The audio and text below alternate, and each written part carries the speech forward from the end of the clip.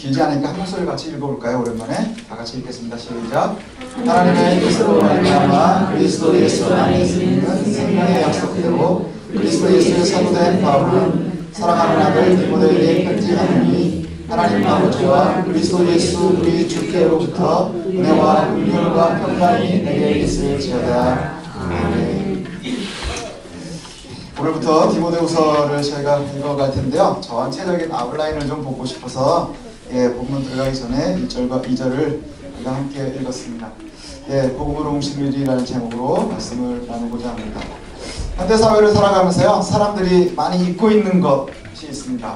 많이 잊고 있는데 굉장히 중요한 것들이 있거든요. 사람이 사람을 대할 때요, 가장 중요한 것이 있거든요. 사람이 사람을 대할 때 중요한 것들이 참 많은데, 사실 우리가 눈앞에 놓여있는 먹고 사는 문제, 생존하는 문제, 뭐 이런 것 때문에 잊고 있는 경우들이 참 많거든요. 뭘 잊고 있느냐 하면, 다시 시작해야 될 것 같죠? 우리가 굉장히 중요한 것들이 많은데, 눈앞에 놓여있는 것 때문에, 먹고 사는 것 때문에, 생존하는 것 때문에, 여러분들 생업 때문에 잊고 사는 것들이 많이 있습니다. 그게 뭐냐 하면, 제가 두 가지를 참 좋아하고 중요하다고 생각하거든요. 정말 중요한데 사람들이 잊고 있어서 잊혀진 단어, 그리고는 이제 얘기하면 웃게 되는 단어, 그게 뭐냐 하면 의리라는 단어예요. 의리, 연예인들이 막 유행어가 돼가지고 의리. 그리고 또 한 가지는 좀 속된 표현이지만 제가 좋아하는 표현입니다. 가오입니다. 가오 상하면 안 되죠. 의리라는 게 어떤 의미냐 하면요, 사람이 사람한테 대할 때 마땅히 대해야 되는 도리, 이걸 갖다가 의리라 그래요. 그러니까 이게 누가 많이 쓰나요? 나가면 이제 건달들이 많이 쓰고, 연예인들이 쓰니까는 되게 웃기는 단어 같지만, 사실은 모든 사람들 간의 관계에는요, 의리가 있어야 되는 거예요. 사람이 사람한테 마땅히 지켜야 될 도리, 이게 사전적인 의미의 의리예요. 의리. 가오라는 말은 일본말의 얼굴, 표정 뭐 이런 말에서 왔대요. 그런데 이 말은 이제 우리가 속어가 돼가지고 사람들이 보통 가오잡다 그러면은 표정을 갖다가 관리한다 이런 뜻으로 쓰기 시작했대요. 그래서 이게 무슨 의미냐 하면 되게 힘들어도 안 힘든 척, 열받아도 열 안 받은 척, 나는 괜찮은 척 이렇게 하는 거. 그래서 특별히 남자의 자존심 뭐 이런 속된 표현으로 쓰인다고 합니다. 저는 목회자에게 필요한 것도 의리와 가오라고 생각을 하거든요. 뭐 이해가 아니라 이해관계가 아니라 의리가 참 중요한 거죠. 의리라는 것. 목회자가 또 목회자와 성도가 또 성도와 성도가 이 모든 걸 다 떠나서 인간과 인간의 관계에 의리가 참 중요하다는 것이죠. 서로에 대한 도리, 마음을 써주는 것, 위해서 기도하는 것. 우리는 늘 인간의 관계들이 요즘은 다 어떻게 되나요? 주고받는 거예요. 그래서 내가 많이 줬는데 덜 받으면 막 열받잖아요. 내가 너 사랑하는 것 같은데 넌 날 안 사랑해? 요새 연애도 그렇게 하잖아요. 그죠? 그래가지고 나는 발렌타인데이 때 뭐 줬는데 너는 화이트데이 때 왜 이거 주니? 우리는 왜 연애하면서 계속 손해보지? 뭐 이런 생각들 하잖아요. 그게 뭐예요? 우리가 이해관계가 더 예민해져 있다는 거예요. 서로에 대한 도리나 의나 사랑보다는요, 그게 훨씬 더 중요한 게 되어버렸다는 것이죠. 또한 가오도 역시 마찬가지예요. 혼나는 것. 저는 목회자로의 가오가 상하면 안 된다 이렇게 생각을 해요.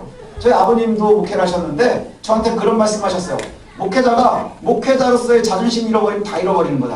이런 말씀하셨었어요. 목회자가 목회자로서의 자존심을 잃어버리면 다 잃어버리는 거다. 그게 뭐냐면 우리가 살아가는데 우리가 표현하는 경제적인 거나 뭐 여러 가지 상황적인 거나 이런 것의 최상은 아니어도 우리가 더 중요하게 여겨야 될 건 뭐냐면요, 목회자가 목회자다운 게 가오인 거예요. 그리스도인이 그리스도인다워야 가오가 사는 거예요. 우리가 나가서 나는 그리스도인이에요 하는데 순간순간 타협하는 모습을 세상 사람들한테 보이면 가오 죽는 거예요. 목회자도 역시 마찬가지 아니겠습니까? 제가 여기서 통포하는 말하고 그리고 제가 사는 모습을 여러분한테는 속일 수 있겠지만 우리 애들한테는 못 속일 가능성이 많거든요. 그럼 가오 죽는 거예요. 그럼 목사로서 아빠로서 가오가 죽으면 그 다음부터 목회 못하는 거죠. 그렇지 않겠어요? 여러분들도 마찬가지인 것 같아요. 우리 모두가요, 그게 참 중요하죠. 아빠로서의 모습, 엄마로서의 모습, 친구로서의 모습, 아들로서의 모습, 딸로의 모습, 이 모습들, 그리고 또한 그리스도인으로서의 모습, 이것을 갖다가 우리가 최선을 다해서 그리스도의 분량을 향해서 나아가는 모습, 이것이 바로 그리스도인들의 가오예요. 그런데 이 가오가 죽으니까 교회도 힘을 잃고 그리스도인들도 힘을 잃어버리는 것이거든요. 예, 우리가 의롭지 못한 것과는 거리를 둬야 되고요. 하나님의 말씀 앞에는 우리의 역할을 다할 수 있어야 됩니다. 도둑이 복음을 전하고 강도가 사랑을 선포하면 힘이 없는 거예요. 그렇지 않나요? 그래서 우리가 정치인들이 얘기하는 정의를 잘 믿지 않는 이유가 뭐예요? 가오가 상하니까 그런 거예요. 예, 가오가 상하는 것이지요. 심지어는요, 저처럼 목회자는 권위도 능력도 없는 사람이, 그렇죠? 저처럼 능력도 없고 뭐 이런 사람이 목회자로의 가오까지 상하면 정말 아무것도 할 수 없는 것 아니겠어요? 의리와 가오, 우리가 목회자로서 또 저와 여러분들이 그리스도인으로서 잘 좀 지켜나갔으면 좋겠거든요. 오늘 본문에 보면 바울에게, 예, 그리고 그와 함께한 디모데에게서 이것들을 좀 찾을 수 있는 것 같아요. 오늘 본문은 되게 짧은데요. 예, 그 속에 바울과 디모데의 관계를 갖다가 잘 설명하고 있습니다. 믿음의 아들이고 후배이고 동료인 디모데를요 대하는 바울의 표현에 있어요. 디모데 후서를 쓰는 바울은요 지금 현재 로마에 있습니다. 로마에 있고요. 그 다음에 바울의 상태를 갖다가 잘 설명을 드리면 어떠냐 하면 되게 많이 늙었고 힘도 없고 육체적으로나 정신적으로나 굉장히 많이 지쳐있는 상태예요. 심지어는 이제 바울이 로마에 가가지고 재판을 받기 위해서 있다가 처음에 갇혔을 때는 가택연금처럼 굉장히 편안하게 있었거든요. 그리고 나서는 한번 풀려났다가 다시 다시 감옥에 갔을 때 그때의 감옥은 자유가 없는, 우리가 생각하고 있는 쇠사슬이 잡혀 있고 그 다음에 지하에 있고 뭐 이런 감옥, 그곳에 지금 갇혀 있는 거예요. 예, 오랫동안 예, 갇혀 있습니다. 그래서 지금 사람들이 생각하기에는 예전에 굉장히 멋졌었는데 우리가 알고 있는 바울의 모습은 어때요? 예, 최고의 모습 아닌가요? 자기가 가진 거 다 갖다 버리고 내가 배운 모든 것은 다 배설물처럼 여긴더라. 그리고는 그리스도만을 바라보면서 나갔었던 사람이 바울이에요. 그리고 나서는 어디를 바라보고 있었느냐? 내가 로마를 가야 되겠고 스페인을 가야 되겠고, 그래서 땅끝까지 그리스도의 복음을 전하기 위해서 내 모든 것을 갖다가 다 바쳤었던 그러한 선교사, 그러한 사도, 이 모습이 되게 강한데 바울은 이제 로마에 가가지고 오랫동안 갇혀 있었어요. 그리고 나서는 그 갇혔다가 다시 풀려나오는 동안에 로마에 있는 사람들이 이제 다 잊었어요. 이게 참 힘든 것 같아요. 사람들의 뇌리에서, 기억에서 잊혀지고 있다는 것. 그리고는 많이 잊혀지는데 충분한 시간이 갔을 거예요. 그리고는 어디에 있느냐? 지금 바울은 다시 아주 습하고 그 다음에 어둡고 그 다음에 자유가 없고 배고프고 추운 감옥에 갇혀 있어요. 사람들이 이전까지 생각했었던 모습하고는 좀 달라요. 늙었고 힘도 없고 육체적으로나 정신적으로나 많이 지쳐 있습니다. 예, 그리고 심지어는 많은 사람들한테는 이미 잊혀져가는 존재, 잊혀져가고 있는 존재.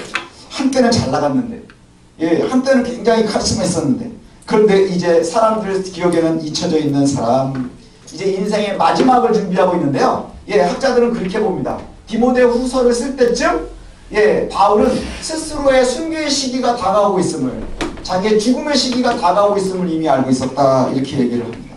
그러면서 인생의 마지막을 준비하면서 쓴 편지가 바로 오늘 디모데 후서예요. 사랑하는 믿음의 아들 디모데에게 쓴 편지. 바울이 동역자들 중에서 자녀처럼 아꼈었던 후계자들이 있거든요. 예, 그리고 그들에게 쓴 편지를 갖다가 목회서신이라고 하는데요. 딤후딧 이렇게 이제 저희가 디모데전서 후서, 그다음에 디도서. 그래서 디모데하고 디도가요. 예, 그러한 사람입니다. 바울의 동역자이고 후배이고 제자이고 또 믿음의 아들들에게 쓴 서신. 그래서 이게 굉장히 개인적인 서신이기도 하지만 또 교회에 또 회람할 수 있도록 써진 예, 그러한 서신입니다. 그래서 아들들이 또 교회가 읽고 교훈을 받았으면 좋겠다는 쓴 편지인데, 오늘 그 디모데 후서는 좀 짧은 편지입니다. 그리고 오늘 우리가 굉장히 짧게 이제 앞에 읽었는데, 이게 편지를 쓰면 맨 앞에 있는 인사예요, 인사. 예, 여러분 요즘에는 이제 뭐 손편지를 안 쓰지만 손편지를 쓰면 제일 처음에 인사 쓰는 게 제일 어려워요. 그죠? 제일 어려워요. 그래가지고 제 아는 친구도 그 얘기 하더라고요. 이제 지방에서 자취하고 있는 아들이 가끔 편지를 쓴대요. 예, 그러면 그거 굉장히 급할 때 쓰는 거예요. 그래가지고 사랑하는 아버님 뭐 건강하십니까? 뭐 이런데 이제 뒤에 보면은 용돈이 다 떨어졌습니다. 이러고 이제 예, 그렇게 이제 오면 예, 정말 급하면 이제 손편지가 온답니다. 그리고 별로 급하지 않으면 문자가 온대요. 그러니까 정성을 들여가지고 해야 액수도 좀 더 필요할 것 같은데, 예, 그냥 문자 날리면 보내줄 수 있는 액수면 문자 보내고, 근데 또 좀 자기가 생각하기 좀 어려우면 이제 손편지도 보내고 뭐 이런다고 그래요. 예, 근데 편지를 쓸 때 그 앞에 붙는 수식어가 굉장히 중요하지 않나요? 여기 이제 그런 생각을 해봤어요. 아, 편지를 언제 써봤나? 그랬더니 저는 되게 옛날에 써본 것 같아요. 연애할 때. 연애할 때 쓴 편지 다시 읽으면요. 예, 닭살 돋아서 다 죽을 수도 있어요. 얼마나 오글거리는지 몰라요.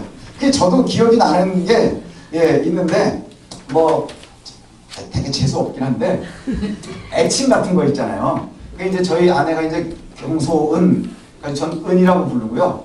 예, 저희 아내는 저를 민이라고 불렀어요. 제가 민이라고 해요. 예, 예, 그랬는데, 근데, 아, 뭐, 이런 거 쓰거든요.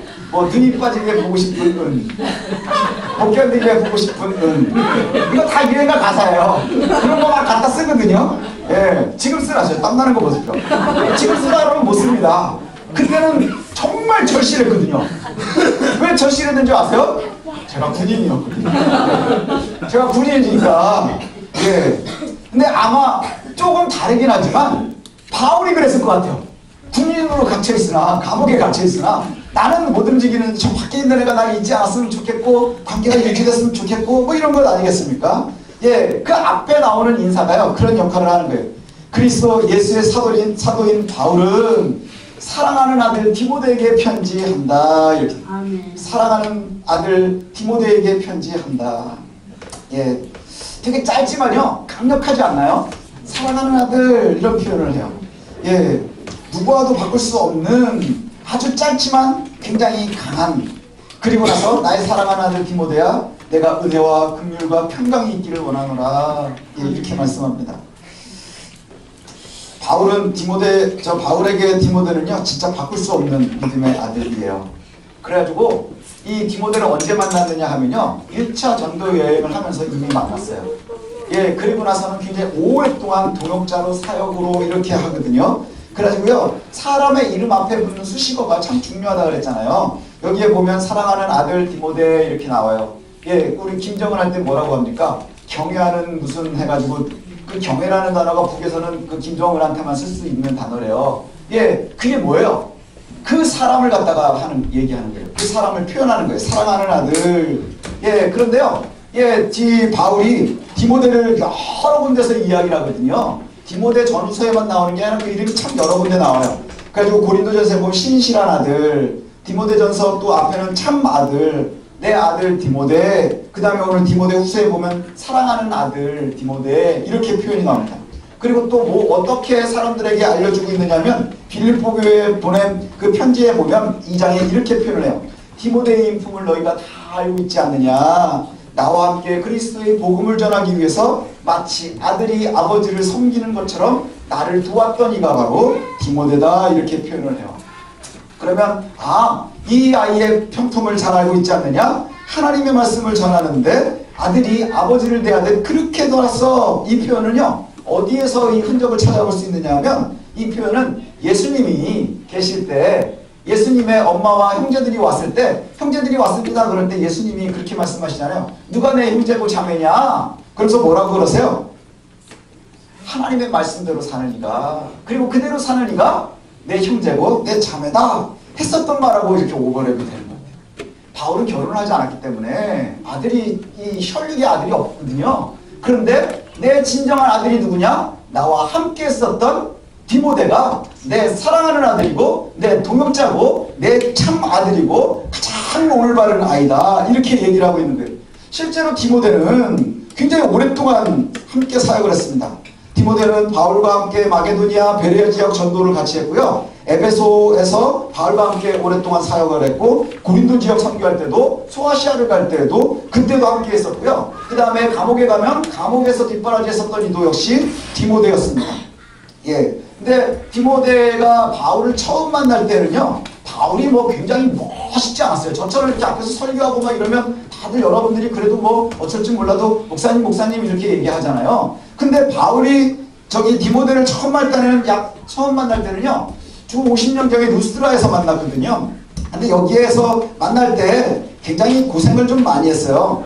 예, 고난이 되게 많을 때요. 뭐냐면 루스드라에 고난이 되게 많았었던 게 루스드라에서 이제 안진뱅이를 한 명을 일으켰습니다. 예, 안진뱅이를 일으키고 그곳에서 이제 사람들이 이걸 갖다가 너무 놀래가지고 바나바하고 같이 전도할 때니까 바나바는 제우스다. 그 다음에 바울은 헤르메스다. 막 이렇게 얘기했거든요. 바나바는 보니까 굉장히 권위 있어 보이고 그 다음에 바울은 말쟁이고 그러니까 헤르메스다. 뭐 이렇게 해가지고 막 칭송하니까 바울이 자기 옷에 찢으면서 나도 너희들이랑 성전이 같은 사람이라 막 이러면서 전도하고 있었는데 그렇게 멋있게 끝났어야 되는데요. 그 이전에 있었던 곳에서 안디옥하고 이고니온에서 이 유대인들이 바울을 되게 싫어해가지고 거기를 쫓아온 거예요.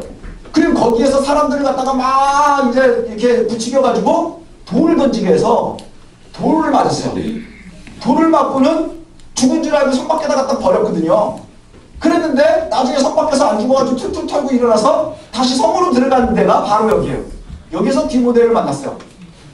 권위가 있어 보이나요? 아니요, 그리스도 때문에 멋있게 사는 것 같지만 굉장히 고생하고 사실 인간적으로 따지면 건달들이 얘기하는 가오는 다 상한, 그렇지 않나요? 예, 그런 상태에서 예, 디모데를 만났습니다. 여기에서 시작을 하니까 더 떨어질 데가 없는 것 같았습니다. 예, 더 떨어질 데가 없었던 것 같아요.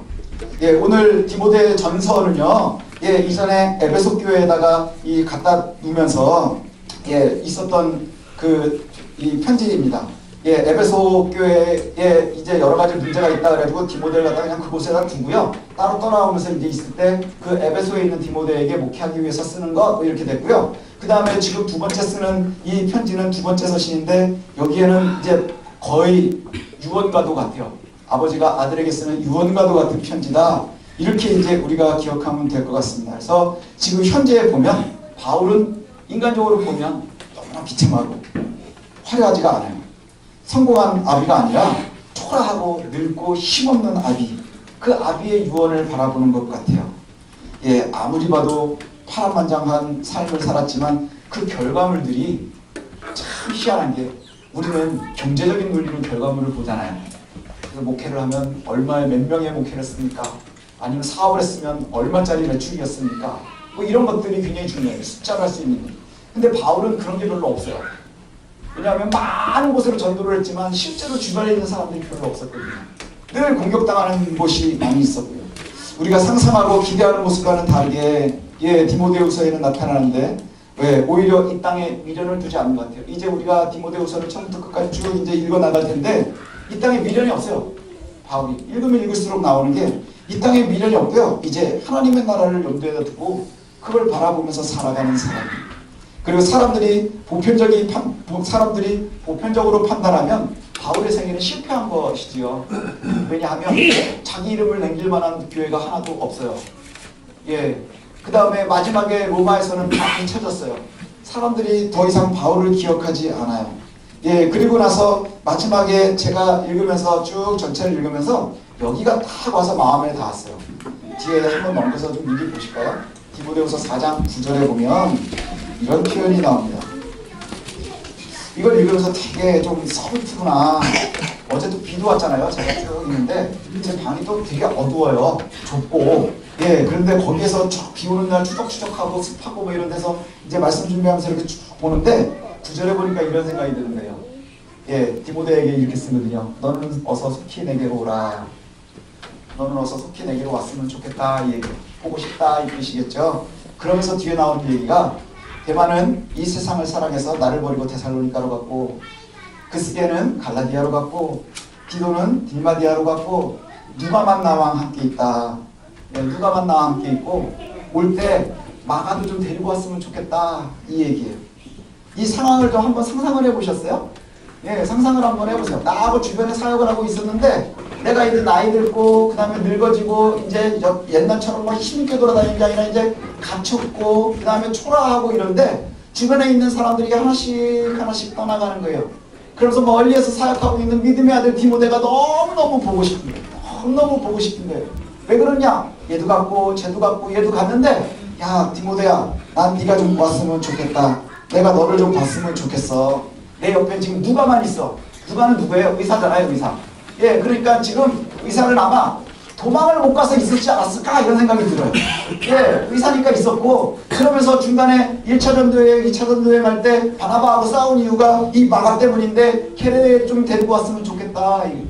결국엔 마지막 때에 동역자들이 필요해요. 동역자들. 예. 그리고는 뒤에 보면은 나중에 보면 구리 세공업자 알렉산더 얘 나한테 되게 못되게 굴었거든. 걔 조심해라. 뭐 이런 얘기들 이제 마음에서 마지막에 겨울이 오기 전에 네가 좀 나한테 왔으면 좋겠다. 이 말씀을 들으면서 이 말씀을 읽으면서 그런 생각이 들었어요.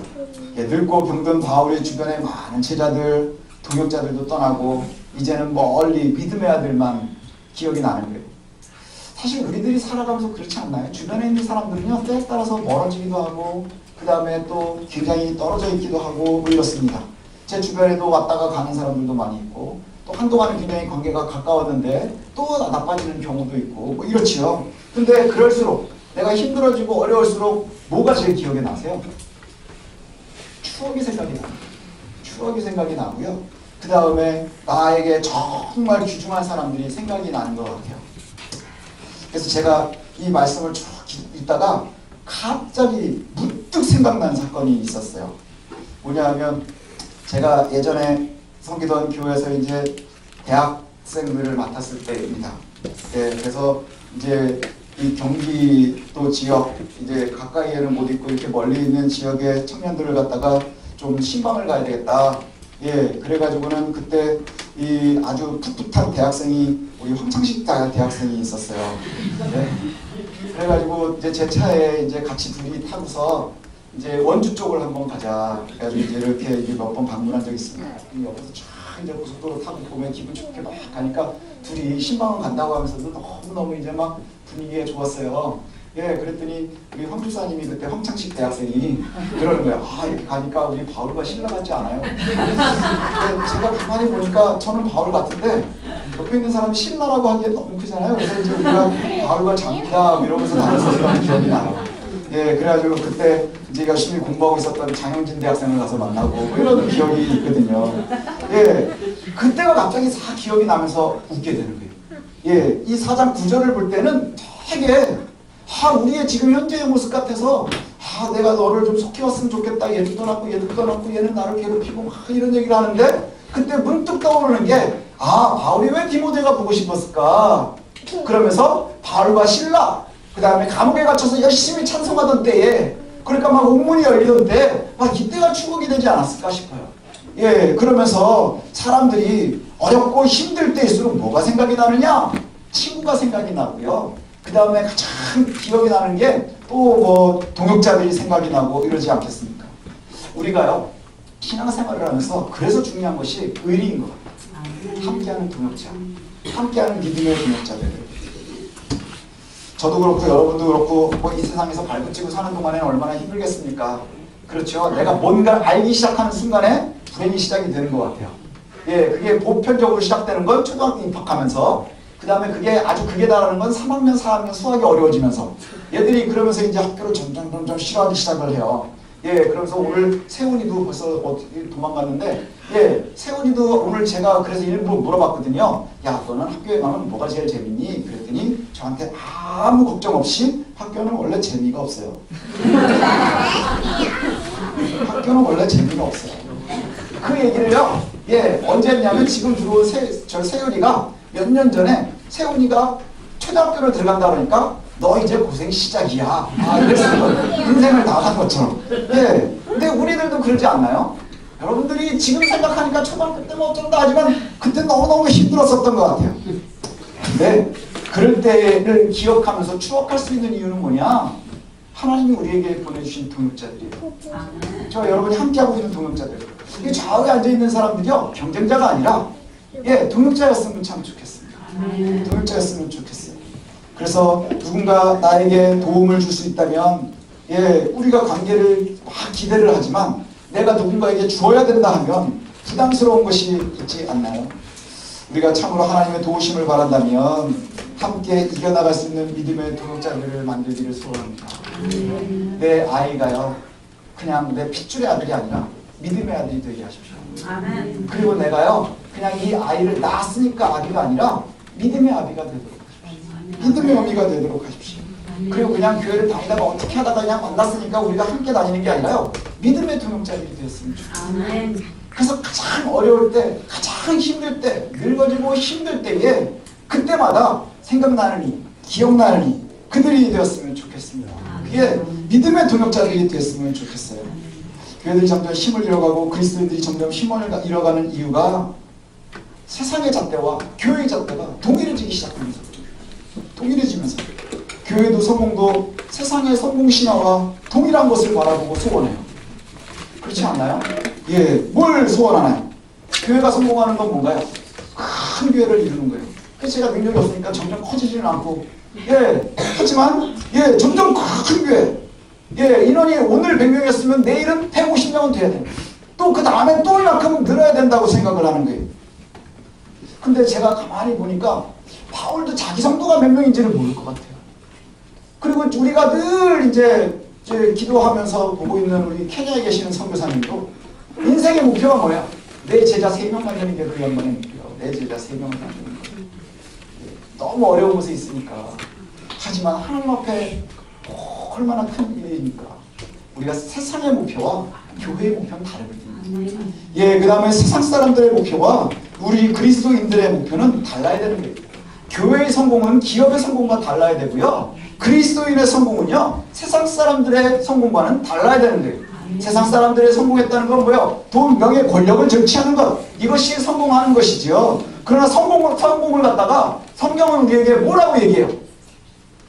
예수님이 엄청나게 설교를 많이 하셨잖아요. 거기에서 제일 먼저 나오는 게 뭐예요? 가난하면 복이 있다. 거기서부터 시작하잖아요. 가난하면 복이 있다. 세상과 그리스도의 말씀은 달라요. 예, 목표도 다르다는 거예요. 그래서 성경은 섬기라 이렇게 가르치고 있는데 우리의 성공은 군림하고 싶어져요. 근데 군림하는 것을 바라보면서 성경을 그래서 뭔가를 얻으려고 하니까 너무 달라지는 거예요. 우리가 실제로 원하고 있는 목표와 교회에서 내가 입으로 얘기하고 있는 목표가 너무 다르니까 사는 모습이 달라지기 시작하는 거예요. 그 사이의 갭을 우리가 메우기가 너무너무 어려워지는 거예요. 그런데 우리가 함께 메워 우리가 잊고 싶어하는 복음, 눈옆으로 치우고 싶어하는 그 복음을 들으면 부담스럽거든요. 내가 군림하고 싶은데 자꾸 섬기라고 하는 거예요. 그리고 나는 자꾸 내가 가졌으면 좋겠는데 나누라고 하는 거예요. 나는 품고 싶은데 포기하라고 하는 거예요. 그러니까 점점 힘들어지는 것이거든요. 그래서 교회에서 신앙생활을 열심히 기도하면서 주님이라고 얘기는 하지만 우리가 정작 속으로는 뭘 생각하는 거예요? 우리가 살짝 밀어놓고 싶은 복음, 그리고 살짝은 잊고 싶어 하는 그리스도 아닌가요? 우리가 그래서 동역자를 우리한테 주시는 거예요. 저 여러분들이 함께 동역하는 이유가 거기에 있는 것 같아요. 나 혼자는 힘들어도 함께 할 수 있는 동역자를 위해서 저와 여러분들이 기도했으면 좋겠어요. 가장 어려울 때 디모데가 생각났었던 바울은요, 외롭지 않았을 것 같아요. 그러면서 추억하지 않았겠어요? 야, 내가 그때 그냥 돌멩이 맞아서 죽었을 때 도망갔으면 어땠을까? 디모데가 너 그때 봤지? 내가 그때 가오상했으면 다 끝나는 건데 막 이러지 않았겠어요? 저처럼 바울과 실라가 갑자기 생각나는 것처럼 바울과 장비도 생각나고 이랬었던 것이 생각이 나는 것이 잊고 있었어요. 저도 오랫동안 한 20-30년을 잊고 있었는데 말씀을 준비하는데 그 축축한 사무실에서 비 오는 날 이거를 읽으면서 너는 어서 내게 속해와라 그러는데 그 말씀이 너무나 안타깝고 슬펐는데 말씀을 준비하는 중에 툭 하니 튀어나오는 게 바울과 장비. 그러니까 얼마나 그것이 큰 힘이 되는지 몰라요. 그리고 그 장비가 지금도 제 옆에 있거든요. 이게 얼마나 큰 은혜입니까? 이게 바로 동역의 모습인 거예요. 여러분들 끊임없이 우리가 동역자들을 위해서 기도하십시오. 그 동역자는 목사도 될 수 있지만 여러분의 남편이 될 수도 있고요, 아내가 될 수도 있고요, 자녀들이 될 수도 있습니다. 나의 아내가, 나의 남편이, 나의 교회의 동료가 여러분들의 믿음의 동역자가 되시기를 소원합니다. 세상에서는 가질 수 없는 관계 아닌가요? 이해관계로 묶이는 것이 아니라 믿음의 관계로, 복음의 관계로 묶여야 하는 거예요. 그런데 자꾸 교회 안에도 그런 관계가 들어옵니다. 뭐예요? 믿음의 관계, 동역의 관계가 아니라 사업의 관계. 그죠? 이해의 관계. 옳지 못하다는 것이죠. 믿는 이들의 모습은요, 내가 피 한 방울 섞이지 않았지만 가장 어려울 때 기억할 수 있는 믿음의 동역자, 내 사랑하는 아들. 그래서 가장 어려울 때 보고 싶어하는 그 아들. 바울과 디모데는 함께 했었던 고생과 고난과 감옥을 기억합니다. 그러나 바울은 생을 마감하면서 가장 보고 싶어하고 가장 염려하고 가장 기억나는 인물로 디모데를 생각을 해요. 하나님의 나라를 위해서 달려왔었던 그 믿음의 전우, 믿음의 아들, 믿음의 동역자, 그것이 저와 여러분들의 모습이었으면 좋겠습니다. 제가 저희 아내한테도 그런 얘기들 가끔 했었어요. 처음에 이제 연애할 때 보면 뭐 하늘에 별이라도 따라준다고 그러고 거짓말하잖아요. 그 별이 어디 나오겠어요. 예, 막 해가지고 막 엄청나게 사랑한다 그렇게 하죠. 그래서 사랑해서 늘 결혼을 해요. 예, 결혼을 하고 나면, 그리고 나면 이제 무슨 관계가 되나요? 부부 관계니까 이제 법적으로 묶이잖아요. 예, 그러다가 보면 이제 의리를 선대입니다. 예, 그러다가 정으로 살고요. 그러다가 저희 이제 한 25년, 30년이 넘어가기 시작하면 전우회로 사는 거예요. 전우회. 전우회라는 게 전쟁을 같이 치르는, 그죠? 그래서 어려움을 같이 이겨나가는, 믿음의 어려움을 같이 이겨나가는 전우회. 이게 저와 여러분들의 관계였으면 좋겠어요. 여러분들의 관계였으면 좋겠어요. 그냥 단순하게 법적으로 묶인 부부, 법적으로 묶인 부모와 자녀, 그리고 법적으로 묶인 그냥 성도들이 아니라 정말 믿음의 전우회가 쌓여져 있는. 그래서 가끔 좋으면 그때 어려웠던 때를 추억하면서, 예, 약간 뻥쳐가면서 군대 얘기하는 것처럼, 그러다가 정말 힘들 때는 행복했었던 때를 함께 추억하는. 그러지 않아요? 전우들이 그런 거예요. 어려울 때는요, 정말 행복했었던 거를 같이 추억하고요, 정말 행복할 때는 야, 그때 진짜 어려웠는데 그걸 추억하면서 살아갈 수 있는, 그게 저와 여러분들의 모습, 이 되시기를 소원합니다. 그래서 아들 디모데와 아비 바울의 모습처럼 우리가 평생에 살아가면서 다시 되돌아볼 땐 하나님 감사합니다, 이런 일이 내 옆에 있었습니다. 우리가 가장 어려울 때 볼 수 있기를 원하는 그러한 관계들이 있기를 소원합니다. 여러분, 우리가 늘 묻히지 말고 기도하시기를 원합니다. 하나님, 나에게 믿음의 동역자를 주십시오.